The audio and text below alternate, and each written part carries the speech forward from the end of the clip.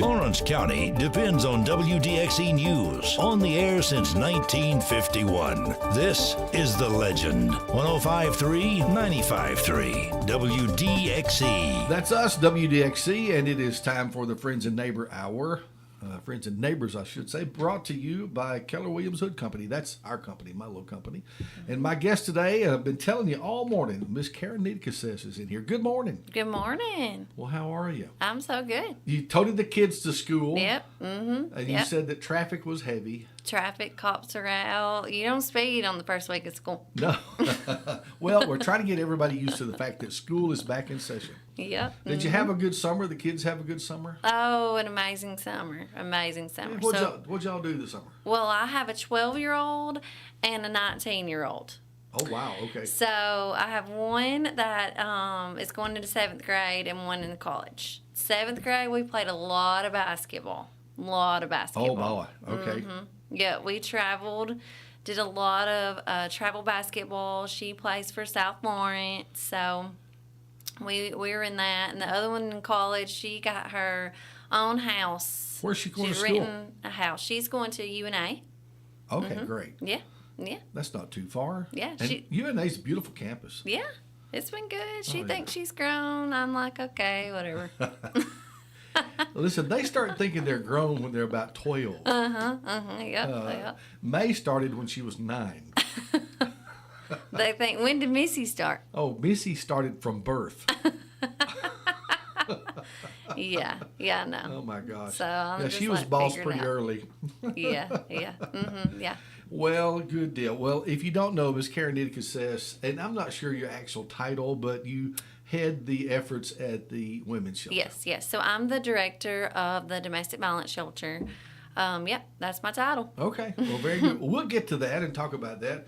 But if you know and have watched our show here before, we call it the Friends and Neighbor Hour. And one of my goal when I started that was to just get to know people, And I have known you, and you know me, but I don't know how well I know you. How about that? Okay. And so here's what we're going to do. I want you to tell me the Karen Niedergeses story and go back. Tell me who your folks are, and where you came from. Have you always been here? That kind of thing. Okay. Because I really don't know. I know you from your shelter? role in the shelter Yeah. and the time that Missy was with you and all that kind of stuff. So that's kind of when I got to know you. Okay, So what's your history? So I grew up always in Lawrence County. Okay. So my mom was Samantha Evans. Okay.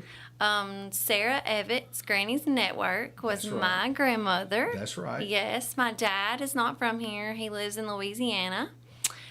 So weirdly, my maiden name was Nidick. So Yes. Karen Nidick, and then I became Karen Niedergeses, which didn't help me. Okay, I dreamed of marrying a Smith. Yes. Verdict's still out. I could, but but yes. So Well, let's back up just a minute because I did actually know that your grandmother was Sarah Evans. And a lot of people knew Miss Sarah. Yes. Let's talk about her for just a minute and give us her story just a little bit, as much as you know. Yeah. So my grandmother actually grew up in Franklin, Tennessee. Her family were farmers, obviously. Most of them were at that time. But they lived downtown Franklin area, which is really cool because it's not what it looks like, now. Oh, yeah.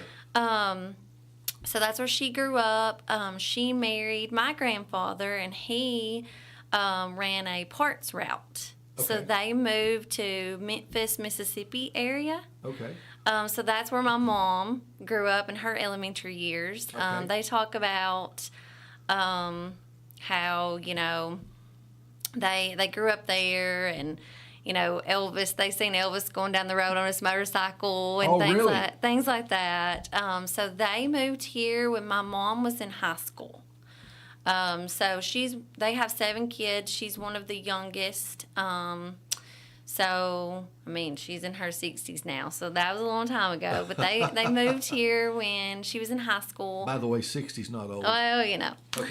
But my grandmother was always just an entrepreneur, thought-minded person. Yeah. And when she was in her 70s, she decided to do 2 things. One, she decided to talk my grandfather into buying the old feed store in Etheridge and turning it into an Amish welcome center. You know, that's kind of ambitious for someone who's 70 years old. Already. Yeah, yeah. You know, most people are ready to kind of slow down and not do anything. I hope I'm not doing that when I'm 70. Oh, don't give up. Just keep going. But yeah. So that's really where Amish tourism came from.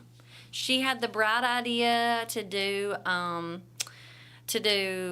tours, to do bus rides, That's to do the right. Amish tours. That really did all originate with her and her kind of vision there, because I remember her being Yeah. involved in that. Yeah. That's amazing. Yep. So that was one thing she did. And the second thing she did, she had the bright idea of starting a TV station from her basement. Yes.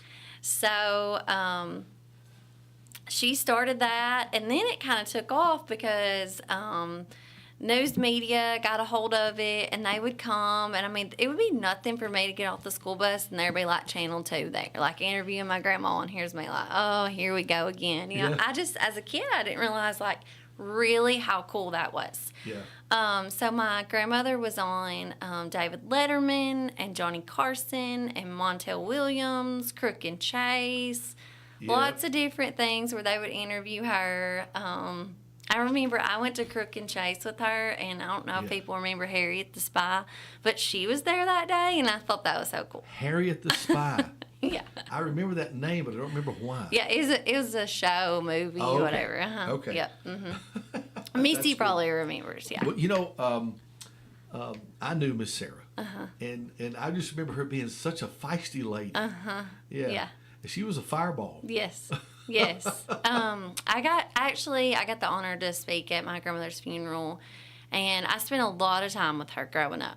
Yeah. Lots of time. And I say this, when my grandmother came up with an idea, you were either going to get on board or eventually you get on board, because she was going to talk everyone into seeing it her way, and you were going to get on board one way or another. She was tenacious. She never gave up on anything, did she? Yeah. Do you know any of the details on how she actually obtained the license or anything to get the TV station? Because you had to go through some processes. Yeah, I mean, she called and applied, and she did it all. Let's see, who is over the air? I forget. Who's it called that you? Not You know, FDA, but no, it's not. It's the It's- Federal Communications Commission, yes. So she FCC. FCC. Yes, so she called and applied, and I think they came down, and I don't know, but she made it happen, and she did, and she had a talk show called Coffee with Granny. That's right. And Do she you have any of those? in some of those tapes. So actually, some of them are downloaded to YouTube. Okay, good. And I was actually shared one. I don't know, a year or so ago, but if I find it, I'll share it with you. But Yeah. she had Coffee with Granny, where people come in just like this. I mean, Yeah. really, Yeah. she was Facebook Live before there was Facebook Live. That is true. That's So- really true. So her goal, if people don't know, her goal with the TV station was not to get her name out there or anything like that. Her goal was she would go around and video and film local things going on in the community. So, I mean, we would go to TVJ on Saturday night. We'd stay there for hours filming, and she would put on her TV station. She would do all the ball games. She would put those on, church services, kindergarten graduations, all those things. So if you missed them, you could go back and watch them, or you could watch them, you could have the child watch it or whatever. And that was her goal, and that's what she did. really was on the cutting edge of what we're doing today Yeah. with Facebook and even the radio station now. Yeah. Because we're on Facebook, on YouTube, but we're doing these interviews, this kind of thing, and so she was at the forefront of that long before. Yeah, and that was in the early 90s. Yeah. Yeah. I got to know her because I worked for the cable television system at that Oh, time. okay. Yeah. And so our paths would cross because I sold advertising on the local channels or on the cable system to be on those on the cable system, and then we also ended up trying to have a local channel, and so there was she made an attempt, and it was a good attempt, but we were dealing with a corporate company, with the cable company, to marry the two, where she could have a channel and a space on the cable system. And we really tried that, or it tried to happen. I don't remember the details now on why it didn't or didn't. But there was an effort made to have I think it did. local TV. I think it did as far as locally for a little bit. Yeah. Yeah. They put the city council meetings on. Yeah. You know, that kind of thing. Yeah. Just a lot of good stuff. Yeah. Channel 10. Yeah. Yeah. That's good. Miss Sarah Evans, and it is Evans. Evans. I have a tendency to say Evans, but it's Sarah Evans. And she was a great lady. I enjoyed being with her every time I ever was. And again, sometimes she saw us as a little bit of an enemy because she'd get frustrated at trying to get this, you were right. When she had a vision and wanted something, she would push for it. Yeah, she pushed for it. Yeah. Yeah. But we had a good relationship, she and I did, and I really enjoyed the time that I did get to spend with her. She's an awesome lady. And and I have seen I've seen the interviews on Johnny Carson especially. That's pretty cool. That's probably available on YouTube. Yeah. You can see it, that kind of thing. A few years ago, I think it was Channel 4. It was around Christmas time. It was actually her birthday. Really weird. It was the 23rd. Her birthday is December the 23rd, and they shared like a back in the day throwback story about her. Oh, who did this now? I think it was Channel 4. How neat. News, and so that was really cool. Yeah. Well, good deal. A lot of fantastic memories for you. Yeah. Yeah. Now, do you have brothers and sisters? So I have one sister. She's 8 years older than me. Okay. So she lives here in Lawrenceburg. Jennifer Jackson now. Okay. She actually lives across the street from the golf course. Okay. Awesome. Yep. Good. Awesome. Good. So, and you are a mommy, as we've talked about, and got kids that are growing. Now, you got high school and college?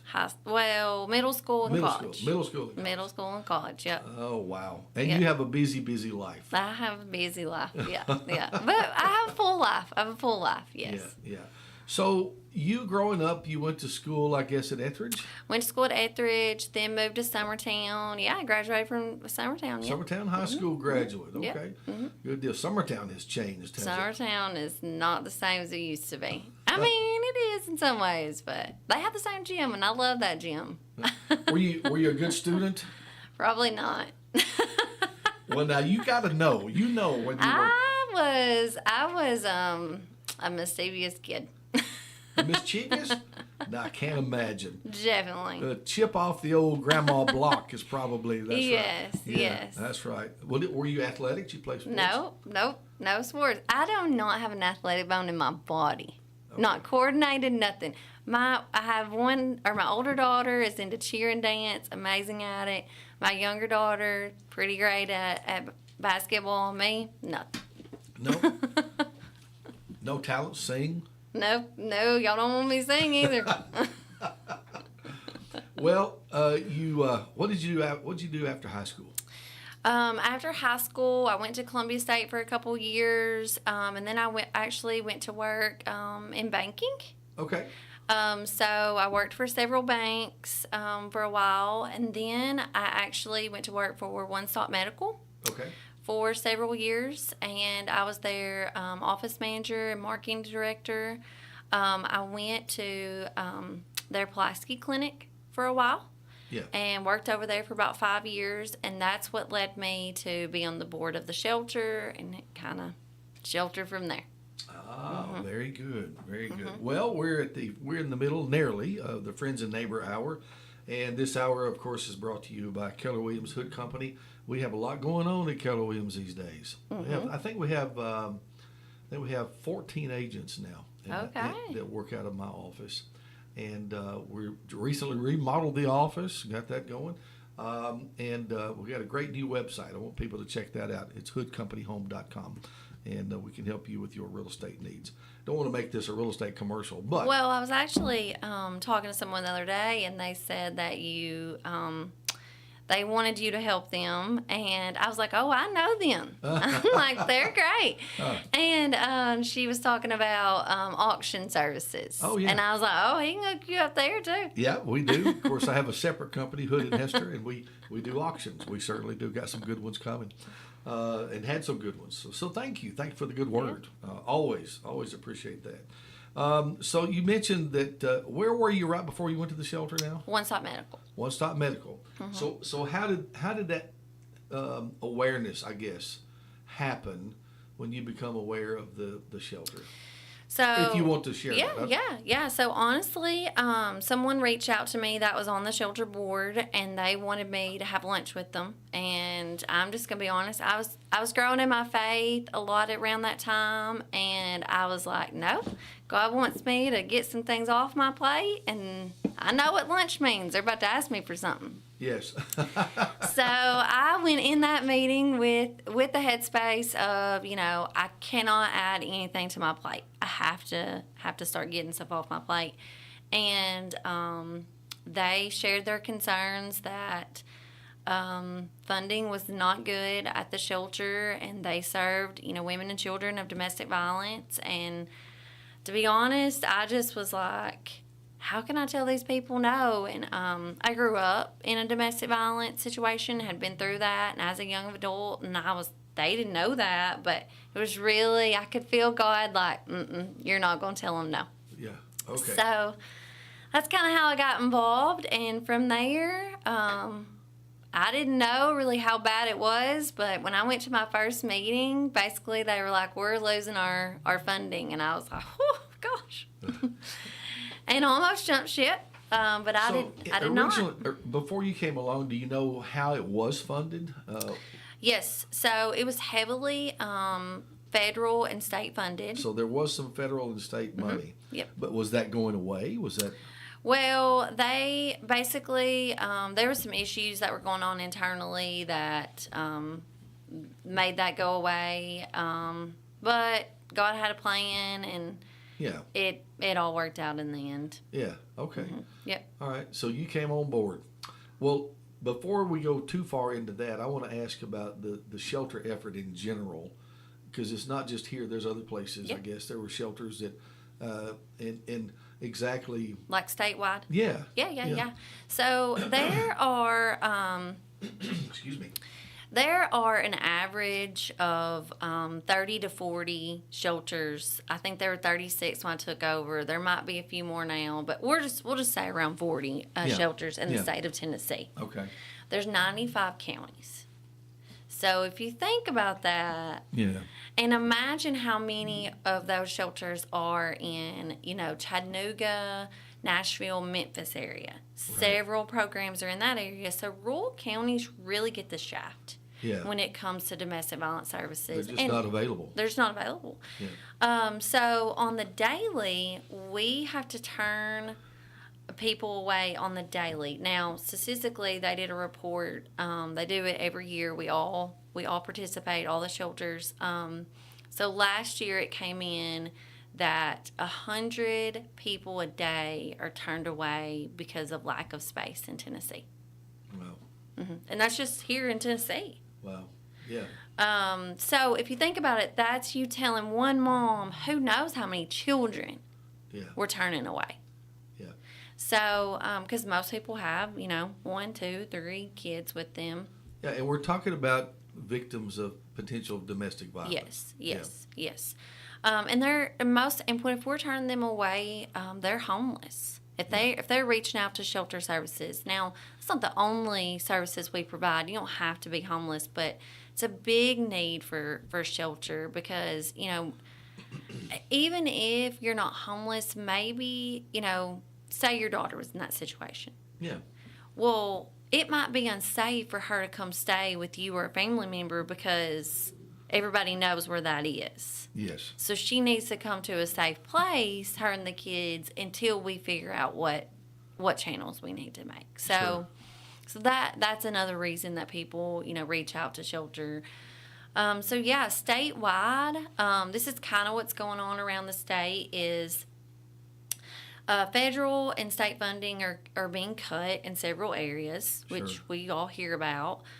So shelters that are being funded that way are having to cut certain programs Sure. to try to make ends meet. Our shelter is strictly community funded, and that's what I think God knew back then that we saw as a terrible thing actually end up being an amazing thing, because we don't have to worry about that. Lots of people give the shelter monthly, give the shelter yearly. That our program has actually grown. Good. So where all these other programs are having to stop services in this area, that area, our program has grown in services, and actually we're about to grow in a whole nother shelter. We're expanding. Well, let me ask you a question. So you're not getting at this point state or federal funds. So then you're not regulated by state or federal regulations. You can make local decisions. Yep, we get to make local decisions. Which, to me and some of us who think like I think that's a good thing. Yep. It does have the two-edged sword. You don't get funding from those, but you have the good folks in our area who have funded you. Yes, and we really get to meet the needs of people. If you think about this, I mean, we serve families that nobody knows their needs when they're going to show up. You know, it may be a mom that has neglected her health and she needs insulin then. Yeah. You know, and so maybe she doesn't have any insurance and we're having to take her. Or maybe there's a kid that has severe health issues and we're having to take care of it then. You know, maybe it's back to school. They come 2 days before school and we're getting, back to school things. So we get to just meet the needs of people instead of worrying about checking a box and making sure we've done everything that grant tells us to do. Right. I think that's important. Yeah. To be able to make those kind of decisions locally without having to, like you say, check the boxes and make sure you're not in violation of some grant money or this, that, the other. Yep. That would be a tremendous amount of paperwork and Yeah. bog down the system that's actually supposed to be helping somebody. Yeah. And, sometimes I look at programs and sometimes I'll think maybe we should do that, and one day we might get some type of grant funding, but I think God has shown that serving people is bigger than a grant, bigger than something else. I mean, they're great. I don't want to talk negative about them, but Well, I know we have to, can't do too deep or get into anybody's individual cases or anything like that. We wouldn't do that at all. But can you describe how the system works if someone, how does it normally take place if someone gets to you? yeah. So they call our hotline. Okay. Sometimes they reach out on social media. Sometimes they reach out on our website. So you can reach out on our website, social media, call our hotline. We do have to eventually talk to you. So even if you initially reach out on one of those other platforms, it's all anonymous, confidential. We can't, tell anything. All of our staff is signed, confidentiality things, and we go through lots of training. So people reach out. Different people refer, churches refer, hospitals refer, law enforcement refer, different things, all types of health care. Lots of people, tell, what's going on at the health or to a provider. So people reach out, and then we just go through a scenario of questions, asking them, basically in general what's going on. And then they decide, and we decide if they need shelter services as far as in shelter, or we call them non-res. So maybe they don't need to come into shelter, but they need our services, and we call them non-resident. Well, let's talk about the menu of services, for lack of a better way to put it. Yeah. So what are some of those services? What happens? So basically, they tell us their needs, immediate needs. So it may be, it may be gas to even get here. It may be immediate needs like that, healthcare needs when it comes to services like that we need to get them. We may need to help them with clothing, any type of supplies as far as immediate. And then we do a thing called case management. And we do that every single week where they set goals in there. Maybe they want to get their kids certain services because they're lacking in this or that, or maybe they're wanting to get their own house, they're on this, they're on that. So we go through and, sometimes that is, well, I left all of my children's birth certificates and all their identification behind. So we have to get all that. Okay, how do I apply? Yeah. What services are out there that I can apply for? We help them, we connect them with services, help them actually apply. Okay. Put their kids in school. What best school is for your child? Okay, let's work with the school system. Let's get everybody's health care at check, because a lot of times you can't really move forward until you have all those things. You don't really know where to start. Yeah. So then we eventually get to, most of our people move into their own apartment or something. An average stay in shelter is around 3 or 4 months. Okay. And we help them move into their own apartment and supply basic needs. So people donate furniture and different things, and we have local churches that help us move them. So not everyone you help actually stays at the shelter or the shelter home. Some do, and some have to stay there for a while, and then until they can get acclimated or get in a place where they can actually have their own place or something like that. And you guys have staff that help do that, and that's one of the things I was going to ask you about. How many staff people do you have now? We have 4. Have 4 people. So 4 people and handling how many cases? I think so. Not to put you on the spot, no, it's but okay. I'm just From January 1 to today, we've served over 100 and something people. okay. That's a lot. It's a lot. And I tell people this: domestic violence, unfortunately, typically is not happening between the hours of 8 to 4. I mean, sometimes it does. Yeah. But we're on call 24/7. So one of our team members are on call 24/7. We rotate weekends, and we make it happen. Well, good deal. Well, if you can, and you may not can or want to, but can you tell me about some of the people on your staff and how they've come in? Yeah.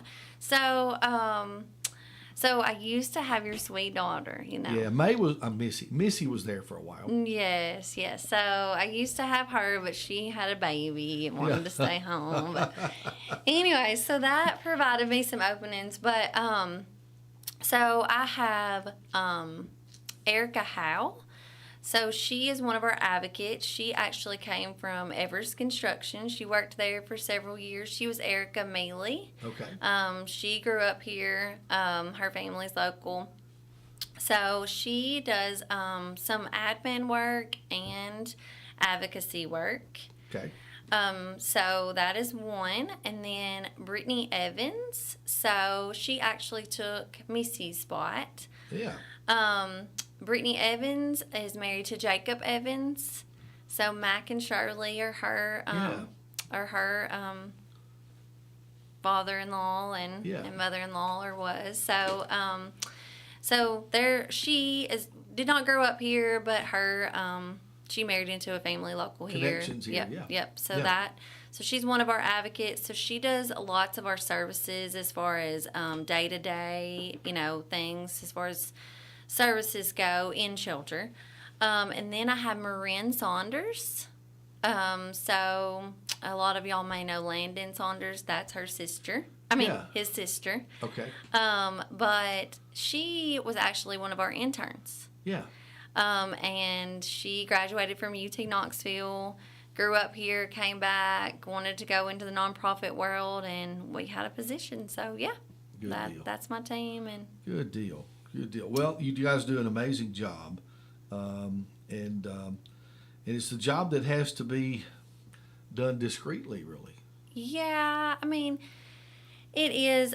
Certain specific details have to be, discreet, but nobody can know who we're serving. But other than that, we try to raise awareness without, ever telling, anybody exactly who we're serving. But it's not, once you have that part down, you just do it without. Yeah. Yeah, absolutely. How long have you been there now? Let's see. I've been there since 2018. So, Okay, several years. yep, July of 2018. Yeah. You guys have some events, Mm-hmm. and you got one, I think, coming up. But let's talk about your normal course of events and fundraisers, things like that. Yeah. And how you are actually funded. Yeah. So we're funded strictly by community, strictly by people giving. Not that we don't apply for maybe like some local grants that businesses have or things like that. But basically between businesses, civic groups, churches, individuals, that's how we're funded. People give $20 a month. People give $500 a month. People write us big checks. People write us small checks. It all adds up. It's all Yes. money. Yes. And it all adds up to big needs. You know, we'll have people sometimes they'll say, like yesterday, I had Richard from the farm. Oh, okay. You know who I'm talking about? From the hippie farm? Uh-huh. Okay. I'm not sure of Richard. I know some people up Well- there, but Richard's not ringing a bell. Anyways, he came and they gave us $200, and he was like, I know it's not much. And I'm like, well, actually, it pays to turn somebody's utilities on. Yeah. So it is much. So, anyways, every little bit all goes into one. So that is how we're funded. But we have two major fundraisers. So in March of every year, we have a partnership dinner. Where we have some of the people that have came through our program give their testimony. We invite people to the community to come. People buy tables. People come individually. Whatever. If you want to come, you're invited. By the way, I've been to a couple of those dinners, more than a couple, I guess, and I'll just say that it's amazing that to hear some of the folks talk that have Yeah. been helped by the shelter, and that are willing to kind of share their story. Yeah. And if you haven't been or haven't seen that done, and it's moving. It's a to say moving that, night, yeah.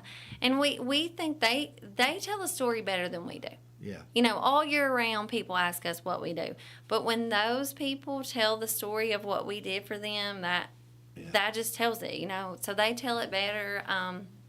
So we have that, and really, we've had a record breaking. That's all God. I don't even know. The first year we raised $12,000 at that. Yeah. In 2018. No, 2018. And in this year, we raised $110,000 at that one event. That's pretty awesome. That's We have all a God. we have a very giving community. We really do. When there's a need, it seems like our folks figure out a way to help. Yes. Yeah. So then from there, we kind of go quiet. We leave everybody alone until September, October.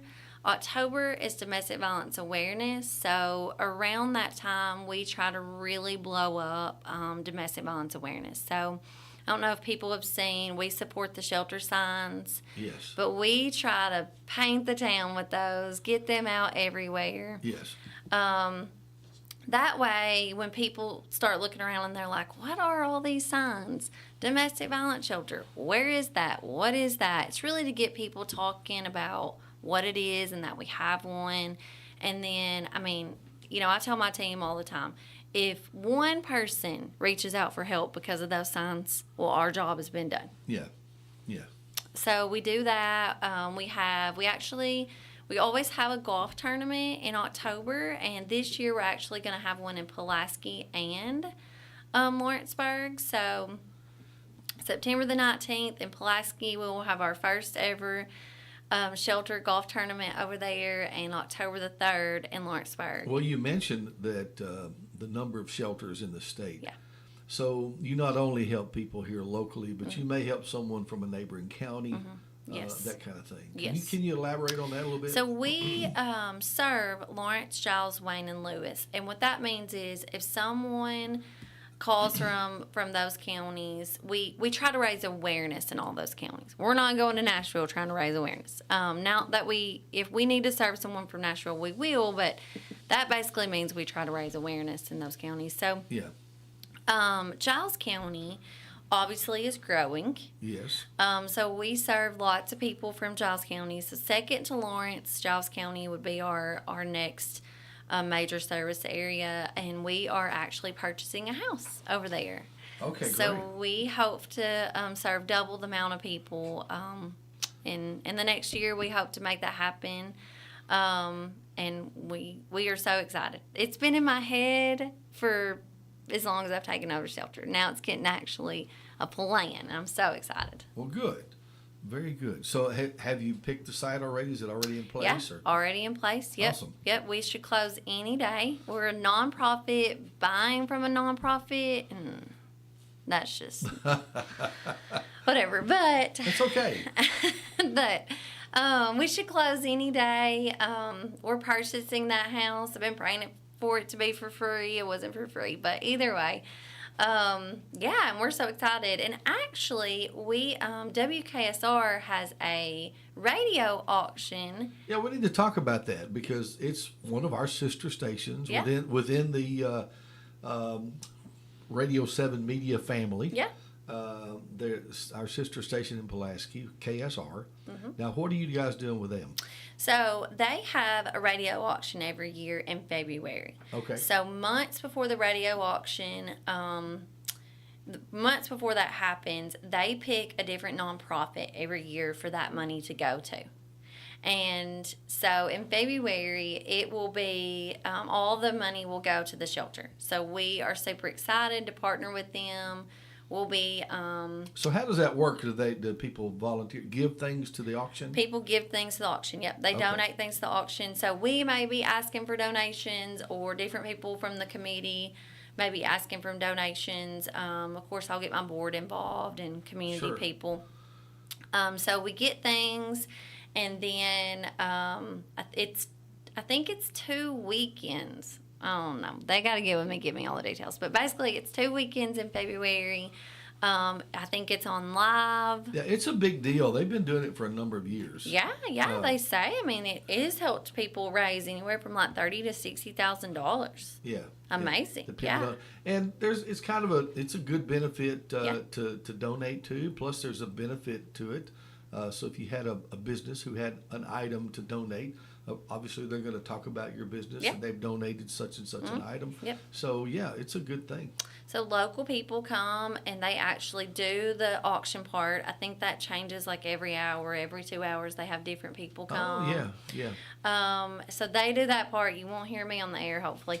And Well, they'll have to hear you. well, we do the behind the scenes work as far as helping get the items, organize them, helping people pick them up. Yeah. all that Yeah. jazz. Very yeah. good. So we're Now, so excited. Do you still have the store? Yes. Yeah, Yeah. but you mentioned the store. Yeah. Yep. Well, tell me about the store. So we have a clothing store called Crossroads. It's on Jerry Street here in Lawrenceburg. So people donate their clothes, and then we sell those clothes for very cheap. And also we clothe all of our clients that need clothing. That's how we clothe them. And 100% of the proceeds goes back to the shelter. So it's strictly volunteer. That's a pretty amazing story. Yeah. And actually, how we are, a big reason we're able to purchase the house that we're purchasing is the store. Really? Yes. Huge reason. Really? I mean, it's helping us. You have to put down 15-20%. That is where that money's coming from, Yeah. is Good the deal. store. So it's amazing. So it's a busy place. It's a busy place, yeah. I think we've been by there a time or two. Maybe Teresa's got something or dropped something or whatever. Some of both, I think.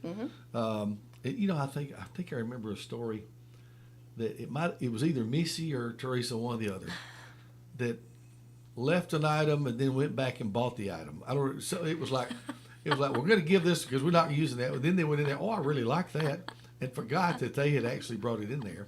So have you ever had that happen? I've had that happen, yeah. I'll be walking by and fixing something up, and I was like, I think I donated this, but I love it. Yeah, I really like that. I liked it once before, so I still like it. That's neat. The store has something really cool. So one Saturday a month, they have a bag sale. So yeah. anything that you can stuff in a bag, and if you can tie it, it's for $10.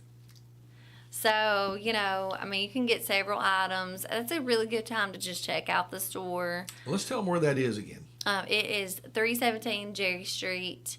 It's behind Crystal's. Behind Crystal. Yep. Yeah. Yep. A good store. Nice store. A lot of nice clothes in Yeah.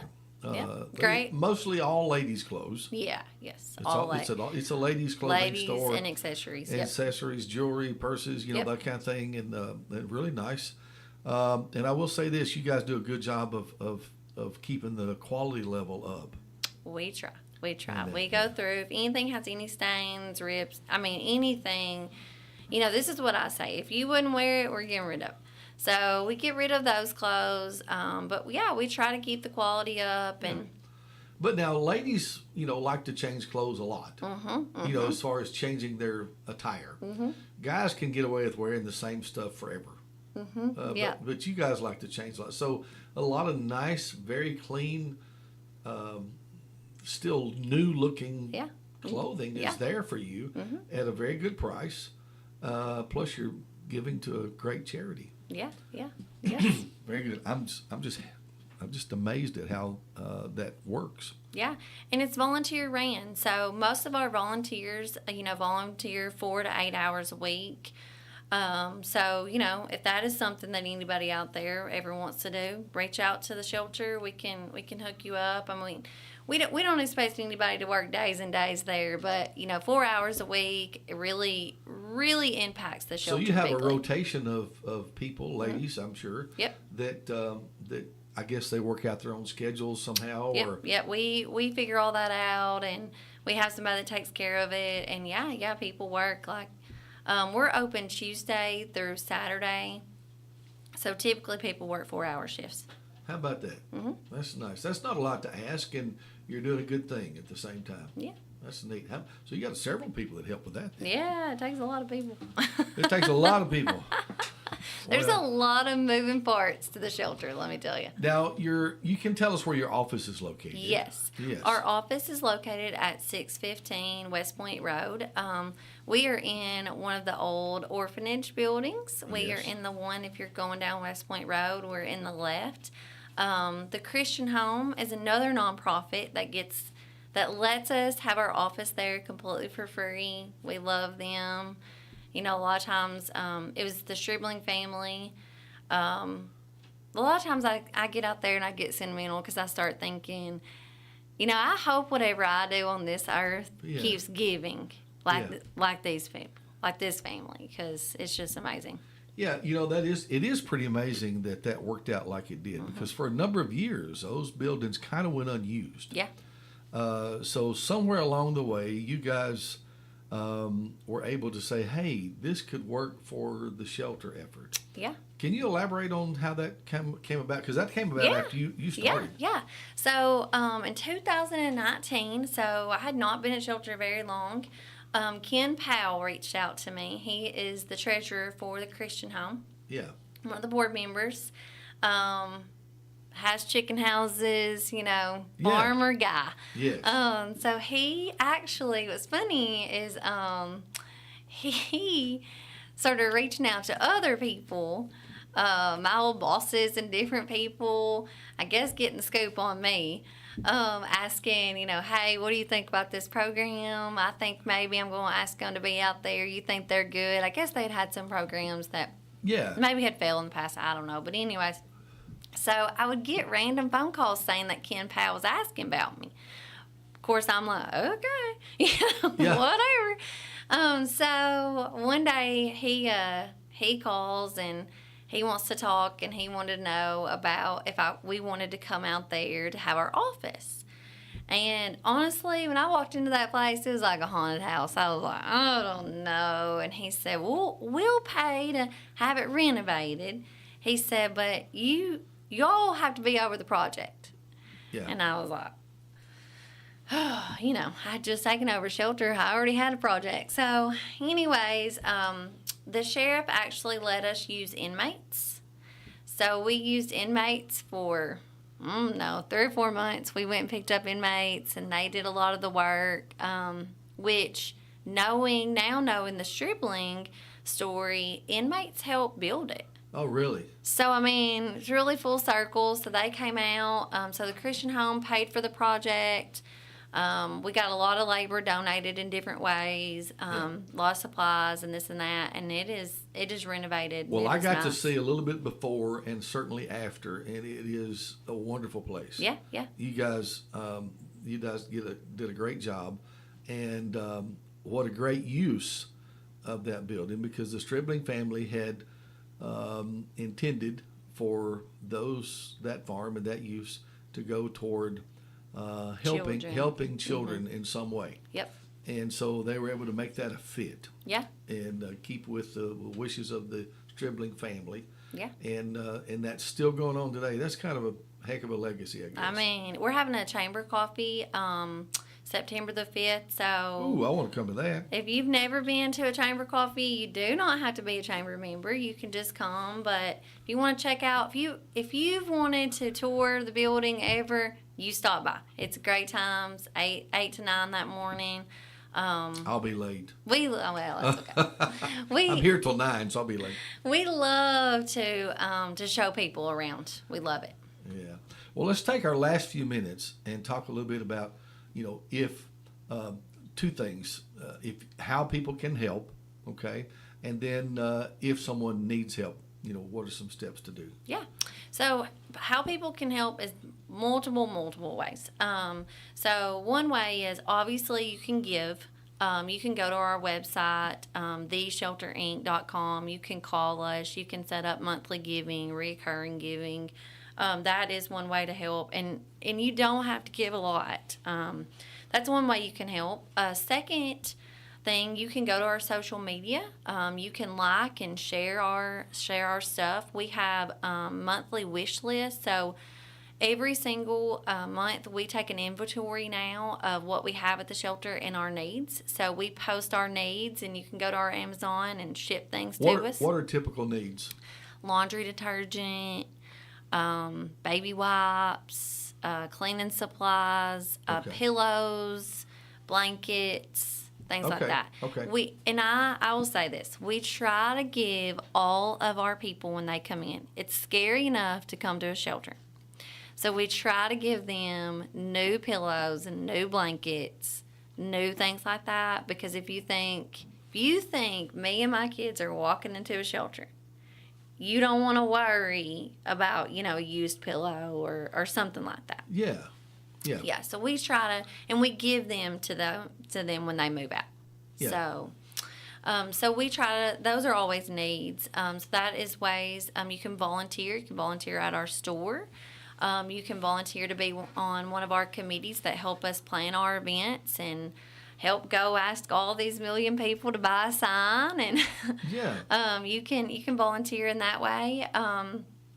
Or if you're a church or a civic group or a family and you want us to come speak and say, hey, like maybe my whole group wants to get involved or something like that, we'd love to come speak to you and brainstorm. So churches can decide as a group to be a regular donor or something like that. As a church effort. We have a lot of like women's groups, or once a year, churches will do a love offering or something like that. I know since COVID, church is different, than it used to be. So a lot of times they'll have a special group that says, hey, we want to get involved with the shelter, and we'll go speak to them. And sure. Yeah. That's a good idea. Yeah. Very good idea.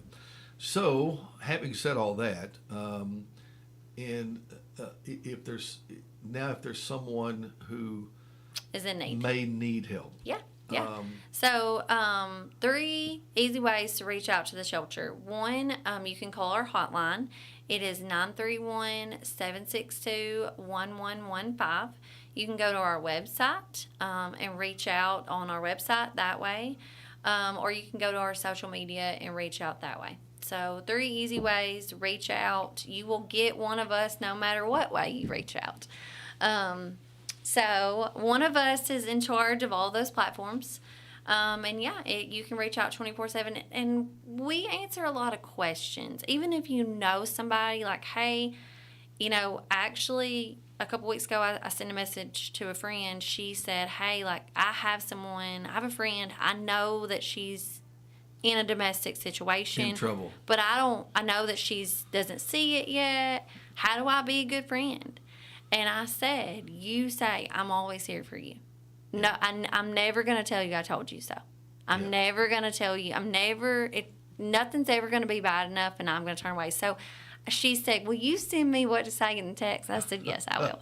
And she copied and pasted and sent it. And we have lots of phone calls like that. What do I do? My daughter's in this situation. My niece is in this situation. What resources are out? And we're always here to answer any of those questions. Very good. Very good. That's an awesome work. Unfortunately, it's sad that we have those situations. But I was thinking this morning. It's kind of like foster care. Yeah. It's sad that we have foster care, but it's so happy when you see a May and Dan. And things like that. Well, the thing is, it's sad that we have it, but at the same time, it's so happy when we see people thriving. Well, Yeah. When they've overcome. Yeah. And sometimes you have to have help to overcome. Yeah, that's right. And there are people who help and want to help, and that's what this program's been about. Yeah. There is help for you. The shelter's there if you need it, and there are people who care and want to help you. Yeah, we want to be your family. Pretty good. How about that? Yeah. Thanks for coming in this morning. Thank you for asking me. And by the way, short notice too. Thank you so much. I called her last night, probably 8 or 8:30, something like that.